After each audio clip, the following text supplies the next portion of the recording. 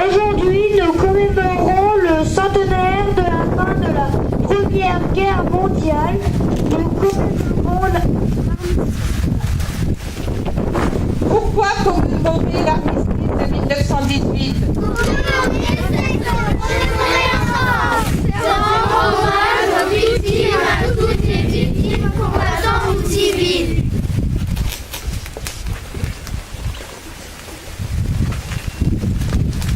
L'armistice a été signé le 11 novembre 1918 à 5h15 par les forces alliées et l'Allemagne qui marque l'arrêt des conflits. Le cessez-le-feu est actif à 11h, entraînant dans l'ensemble de la France des volées de cloches et des sonneries de clairons. Marquant la fin de la guerre, qui a fait pour l'ensemble des belligérants plus de 18 600 000 morts, d'invalides, de mutilés, dont 8 millions de civils. Parmi ces victimes, de nombreux soldats venus des colonies françaises combattre pour la France. Ouvrez le banc.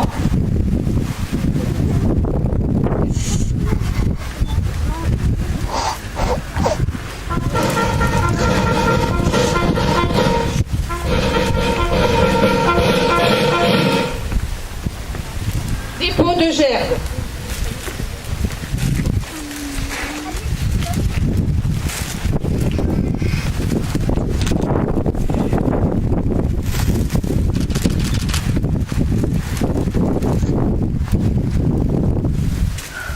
Appel des morts.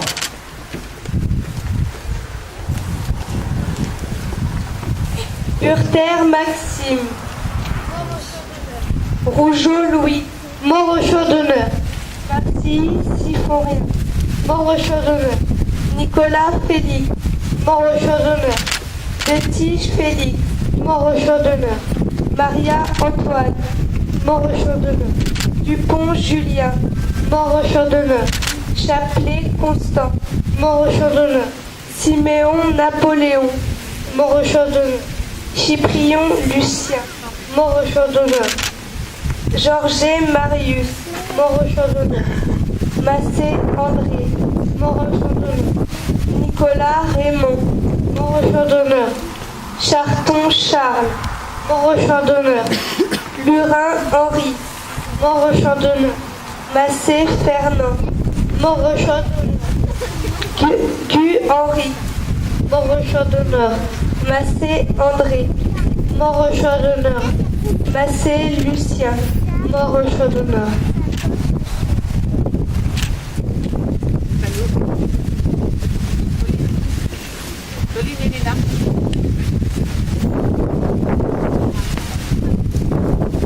Cette année, nous avons décidé de rendre hommage à ces soldats venus d'Afrique, d'Indochine, de Madagascar, longtemps oubliés des commémorations et délaissés par la République. Dès 1914, la France a fait appel à ces soldats des colonies pour renforcer l'armée française.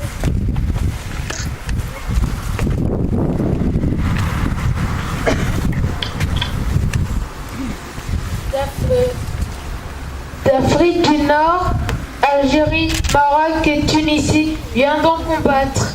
L'Espagne, soldats de la cavalerie.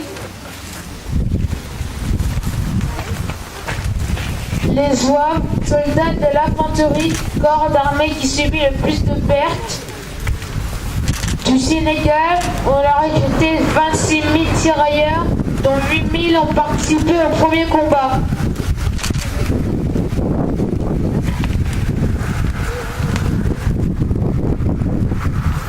Les tirailleurs et les spahis ont toujours été considérés comme des troupes d'élite et ont très souvent combattu en première ligne.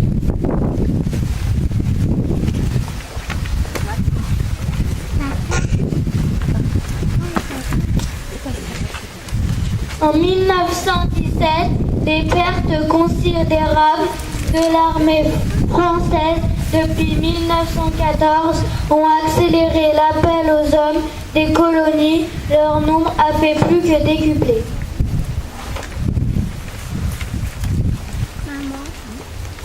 Toute une génération d'hommes jeunes fut enrôlée de force, laissant leur activité économique, faisant vivre leur famille pour combattre à des milliers de kilomètres de leur village pour une guerre de tranchées en plein hiver.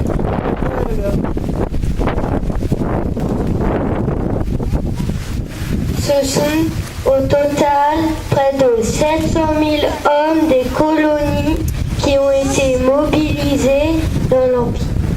Parmi eux, il y a eu plus de 80 000 morts ou disparus, dont 48 000 parmi les tirailleurs d'Algérie et du Maghreb et 27 000 parmi ceux d'Afrique subsaharienne et un nombre encore plus grand de blessés, souvent comme les Français, gazés, amputés ou défigurés.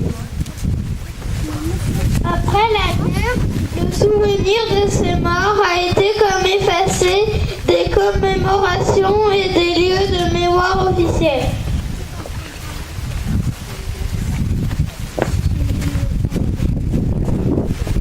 Sous la voûte de l'ossuaire de Douaumont, dont les pierres portent chacune le nom d'un soldat de l'armée française mort au combat, on ne trouve comme prénom que des Pierre, des Paul ou des Jacques, mais aucun Mohamed, aucun Abdou ni Bouba.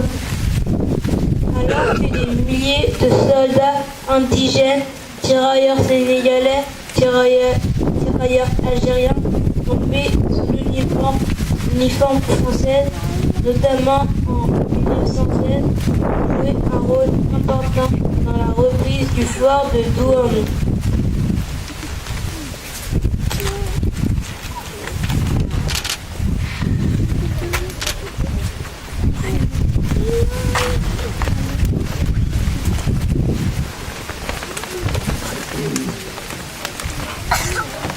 En 1924, un monument avait été édifié à Reims, où de nombreux tirailleurs sénégalais avaient péri en défense sur l'île assiégée, à la gloire des héros de l'armée noire. 1 minute de silence.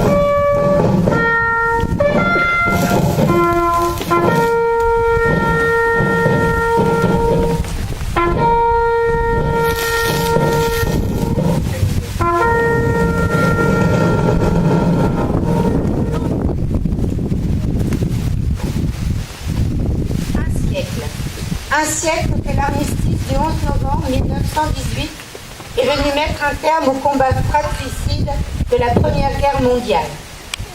Cet affrontement interminable, nation contre nation, peuple contre peuple, avec ses tranchées pleines de boue, de sang et de larmes. Ces orages de feu et d'acier qui grondaient par tous les temps et déchiraient les ciels les plus calmes.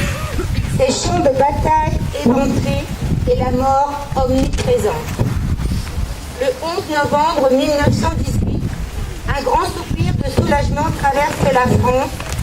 Depuis Compiègne, l'armistice a été signé à l'aube. Il se propage jusqu'au champ de bataille.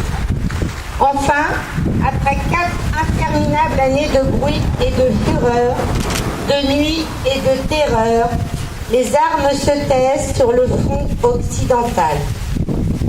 Enfin, le vacarme funeste des canons laisse place à la clameur allègre qui s'élève de volées de cloches en sonneries de clairons, d'esplanades de grandes villes en places de villages. Partout, on célèbre alors avec fierté la victoire de la France et de ses alliés. Nos poilus ne se sont pas battus pour rien. Ils ne sont pas morts en vain. La patrie est sauvée. La paix, enfin, va revenir.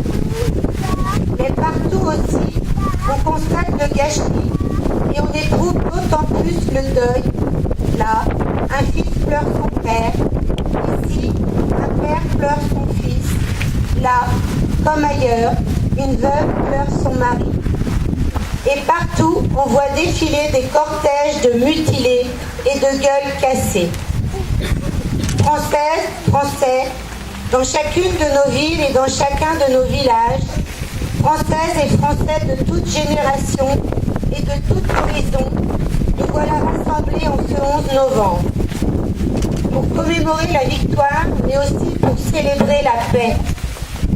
Nous sommes réunis dans nos communes, devant nos monuments aux morts, pour rendre hommage et dire notre reconnaissance à tous ceux qui ont défendu hier, mais aussi à ceux qui nous défendent aujourd'hui jusqu'au sacrifice de leur vie. Nous nous souvenons de nos poilus morts pour la France, de nos civils dont beaucoup ont aussi perdu la vie, de nos soldats marqués à jamais dans leur chair et dans leur esprit, de nos villages détruits et de nos villes dévastées. Nous nous souvenons aussi de la souffrance et de l'honneur de tous ceux qu'ils n'avaient jamais vus et qu'ils ont pourtant violemment, vaillamment défendus. Nous nous souvenons de la souffrance et de l'honneur des 10 millions de combattants de tous les pays qui ont été envoyés dans ces combats terribles. Françaises, Français, nous sommes aussi unis en ce jour dans la conscience de notre histoire et dans le refus de sa répétition. Car le siècle qui nous sépare des terribles sacrifices des femmes et des hommes de 14-18 nous a appris la grande précarité de la paix. Nous savons avec quelle force les nationalistes, les totalitarismes peuvent emporter les démocraties et mettre en péril l'idée même de civilisation.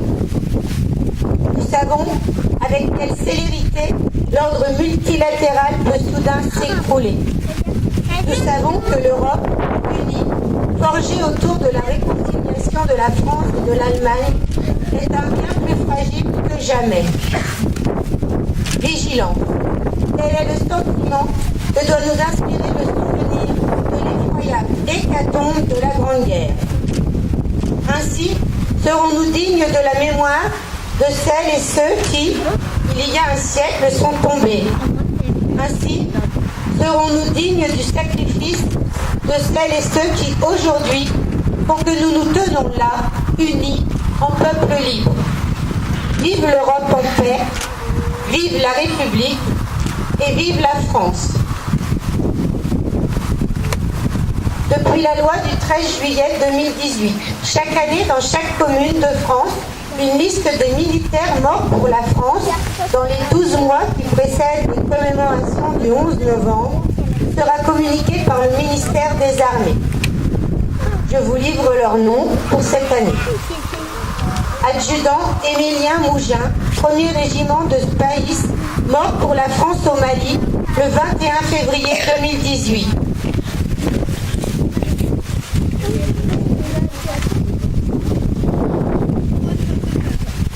Maréchal des logis Timothée d'Ernoncourt, 1er régiment de Spaïs, mort pour la France au Mali le 21 février 2018.